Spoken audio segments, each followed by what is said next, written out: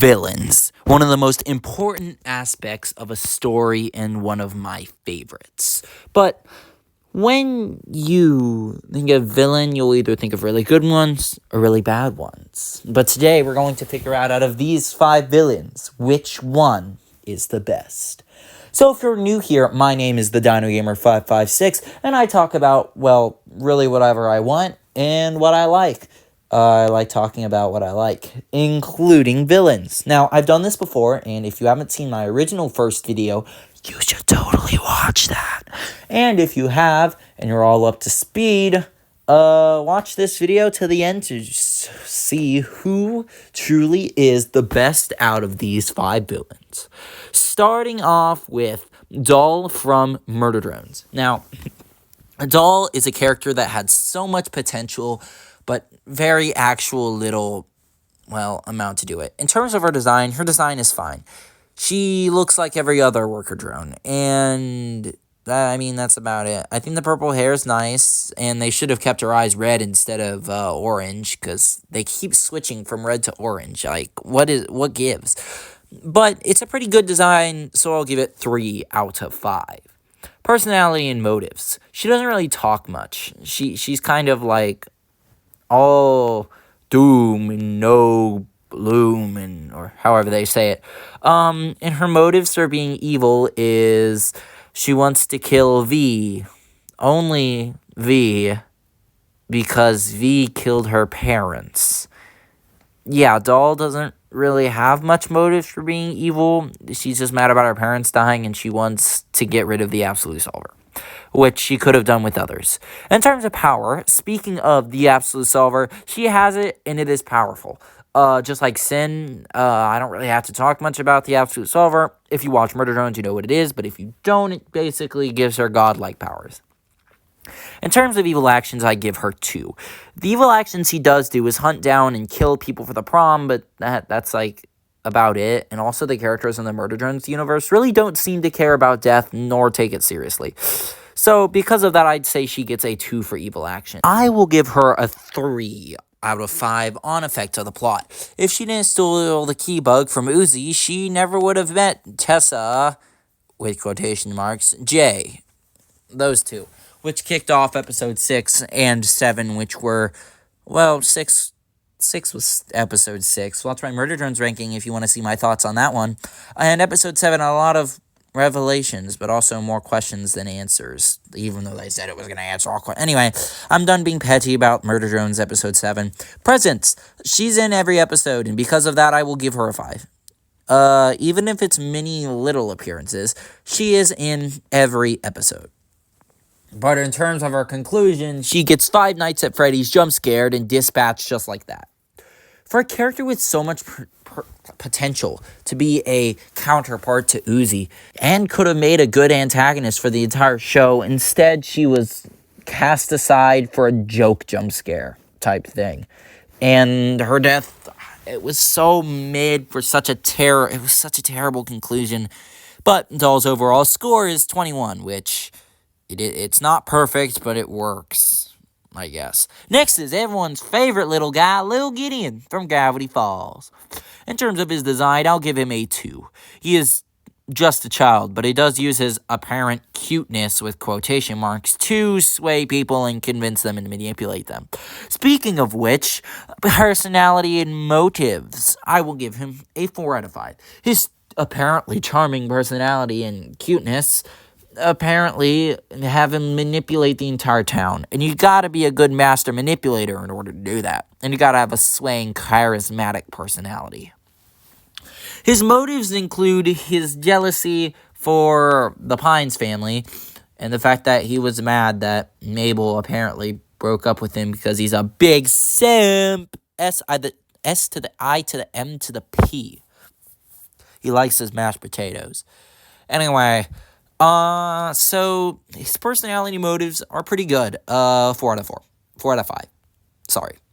In terms of power, I'm giving him a 2 out of 5. While he does have a magic amulet and can mind control people, come on. Belos can mind control people as well. You're not special, Lil Gideon. Yeah, his powers aren't really much because he's just a little child. Now, in terms of evil actions, he does make people literally homeless and manipulate an entire town, and also spy on a bunch of people with cameras, which is wrong on a lot of different levels. In terms of evil actions, I gave him a 3, because although he did try to kill Dipper, I mean, the worst thing to do was steal the deed and make them homeless. Effect on the plot. I'm giving him a 4 out of 5 for one reason. He summoned Bill Cipher. If he didn't summon Bill Cipher, who knew how the entirety of Gravity Falls would have shaped? This one action is enough to get him to 4, and I will not state my case anymore. In terms of presence, I will give him a 3, because there are some episodes where he's deliciously, dastardly, and devious, and then there are some episodes he's fighting with Grunkle Stan over a pool. Yeah, he's a mixed bag as a character. And for his conclusion, I'll give him a 2 out of 10. His redemption arc felt a little forced and really fast, but I guess all that time in prison made him realize the error of his ways. He has no death, and luckily for them, he didn't have to dance for the rest of all eternity. So, I'd say Lil Gideon gets a 2 out of 5 in conclusion. His overall score is 20, which means he did not surpass all. Next on our list is probably going to be the next winner of this. Other than that, there might be someone else who could take the crown, which you may already know going into this. Lord Shen is peak villain, but we already all know this. Let's get into it. In terms of design, I will give him a 5 out of 5. They made a peacock, a menacing and intimidating and just incredible villain. And I gotta give DreamWorks props to that on its own. 5 out of 5 for his design, and no questions asked. I mean, the way he fights as a peacock, the way he has feather-shaped knives, just all so cool. And yeah, we already know he's a 5 out of 5 in terms of design.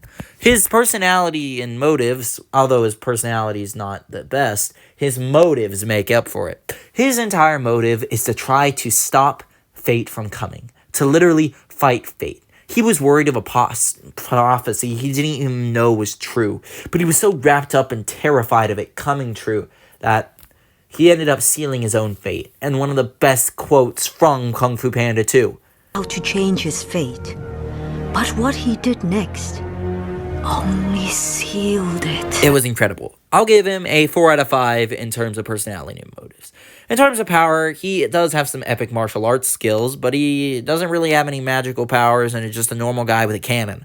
And since the cannon seemed big and lumbering, most agile villains could easily dodge that.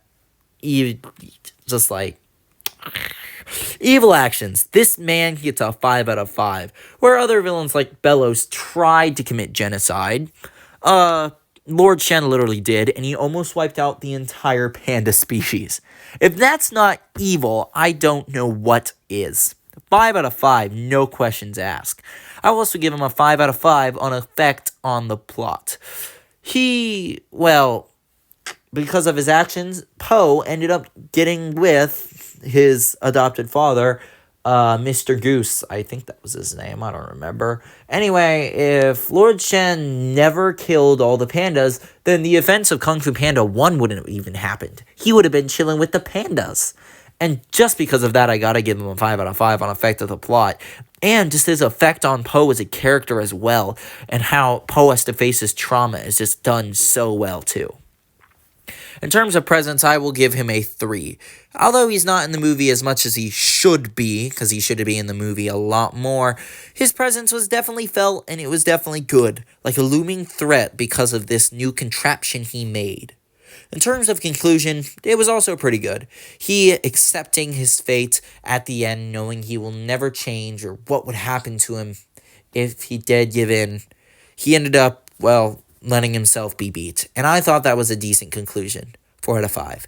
Lord Shen is sitting at a pretty good 29 right now. But let's see if the next villains are good enough contenders. The next antagonist on our list is Andreelaphus, who is not the main antagonist of Helluva Boss, and I wouldn't even say a secondary antagonist, but he works.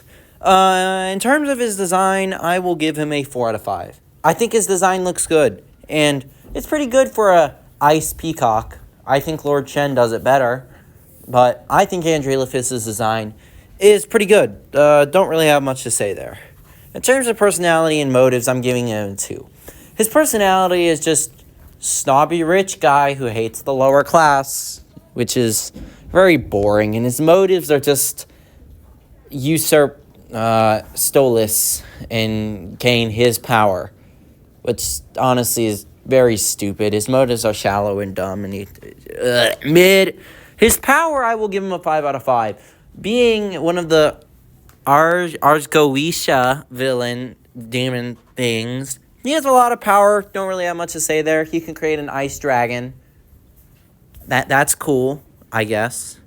I'll give him a 3 in terms of effect on the plot, because he makes Stolas lose his powers, and also puts Blitzo on trial, and is the reason why the song Mastermind happens, which is a very good song, so 3 out of 5. In terms of presence, I'm giving him a 1 out of 10, because he barely appears in the entirety of Hell of a Boss. He only appears in Season 2, and only appears in, I think, the episode where Stolas gets assassinated, and I forgot its name. I think it was Western Energy, actually. He then appears in Mastermind and Sinsmith. And, that's it. And he barely does anything either. And he barely has a conclusion anyway. It's the end of Season 2, and he kind of just goes back into his mansion being angry.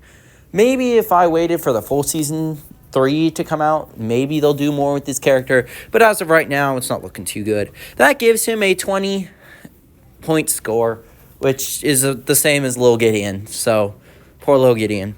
Next up is Emperor Belos. Now, originally I was not going to talk about him, but I stayed up till 11 o'clock at night to binge watch and finish The Owl House, and I will say the show is pretty good, and I will definitely talk about it later. Anyway, Belos was definitely one of the most interesting antagonists I've seen ever, and the way his story was built was just genius, and he's definitely one of my favorite villains of all time. But let's see how well he scores. In terms of design, I'm giving him a 5 out of 5. His design changes quite a bit. He has his masked form, which is my personal favorite. He has his human form, which is pretty good. He has his unmasked form, which is also pretty good. He has his, normal Philip form, which was mid, I guess. And then he had this terrifying monster form. That was pretty good, and in a way it melted constantly. It was pretty interesting, but my favorite version of him was definitely the one with the mask, and he got the Sans Eye. Cue Megalovania.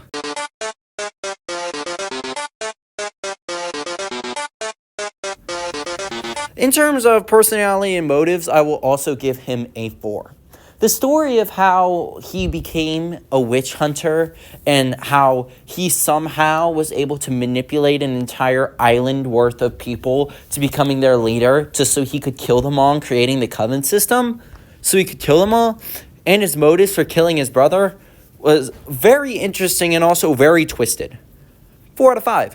In terms of power, I'm giving him a 5 out of 5. Despite the fact that he's technically not a human, he possessed the entire island of the Titan and almost killed them twice, especially with the Collector's help. And heck, even with his staff, he does seem still pretty powerful. So I'm giving him a 5 out of 5 in power. In terms of evil actions, I am also giving this man a 5 out of 5. This man is sick and twisted in every way possible. Not only does he kill his brother, stabbing in the back literally, he then clones his brother and then kills him over and over and over again every time he makes a mistake. Not only that, but he tries to commit genocide on an entire type of people. Now, Lord Shen succeeds in committing genocide, and the draining spell, in the end, is stopped by the Collector. But he's still put in the effort to manipulate an entire nation of people just so he could kill them all. Because he thought he was the righteous hero. He thought he was the good guy the entire time, and he was so stuck in his delusion he didn't even realize it. Definitely 5 out of 5, and very deserving. In terms of effect on the plot, I am giving him a 4 out of 5. Despite the fact that we'll talk about his presence later, he starts the entire Coven system, which makes Ida a wanted criminal. So that already has a lot of stuff. Now, a lot of the things he does is indirect, but he does kill Flapjack. That's pretty affecting on the plot. It definitely affects Hunter and makes him irritable for the next 2 episodes. And then it becomes irrelevant in Watching and Dreaming. I mean, yeah, that's about it. 4 out of 5. In terms of presence, I'm giving him a 3. He barely appears in Season 1, just like how Bill Cipher barely appears in Season 1 of Gravity Falls. And even in Season 2, he barely appears as well. Technically, he appears in every episode because he's in the intro. But despite being the main antagonist, he really isn't in it as much as I wish he was. Especially in Season 1. I know he was probably being saved for the finale, but oh my gosh, so much missed potential. He was barely in his masked form. In terms of conclusion, I'm giving him a 4 out of 5. His conclusion was very satisfying to see this overpowered villain finally get defeated as the acid rain slowly burnt him and melted him as he tried to get one more manipulation tactic by making up a quick lie like he was the Grinch by saying he was cursed while Luz just sat there menacingly watching him melt. Very good conclusion for an excellent character. This gives Emperor Bellows, if my math is correct, and it always is, a 30, which means he has just barely beaten Lord Shen. Now, time for the actual rankings. In last place, we have Little Gideon and Andreolithus tied for last place. Next, in technically third place, is Doll from Murder Drones. In second place is Lord Shen from Kung Fu Panda 2. And in first place, as a lot of you were probably expecting, is Emperor Bellows, my GOAT. Now, if you enjoyed this video and you want me to make more epic videos like this one, or heck, even see how the villains in this ranking would compare against the villains in the last ranking, or when Hazbin Hotel finally releases its Season 2 in like another 4 years, I'll discuss Vox and all the other TV head villains. Anyway, keep looking out for some more videos because I am not certainly done yet. I have been the Dino Gamer 556, and credit to all the original creators, and please don't copyright me.